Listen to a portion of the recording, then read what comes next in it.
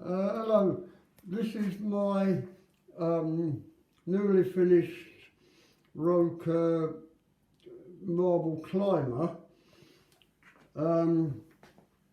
Took a little bit of doing, but it's quite nice now it's finished, and all seems to be working okay.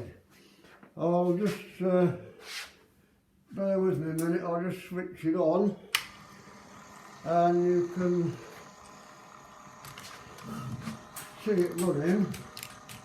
What I've done here, I just banded the handle and using a 12-volt geared motor, I put it into a box underneath, so you can probably see there. I think it should be running around 60 to 80 revs per minute. It could be a little bit faster, but it seems to be okay. I'm only using 5 balls at the moment, but as you can see, it's working okay.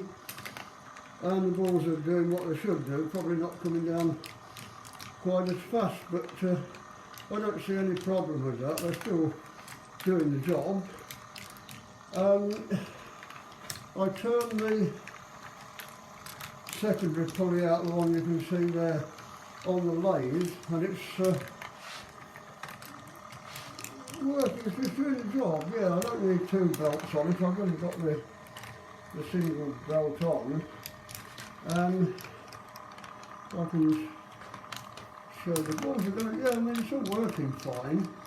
It was just something I wanted to do by putting a motor on it, just say cranking away, and it can run basically for however long you want to, really, and it keeps going. But anyway, generally that's it. I'm very pleased with it, and like I say, it took a bit of doing, especially the little dowels, which are only probably less than a 1/4 inch long, and they're a bit fiddling. You do get some spare parts with it, because there's a couple of features I broke.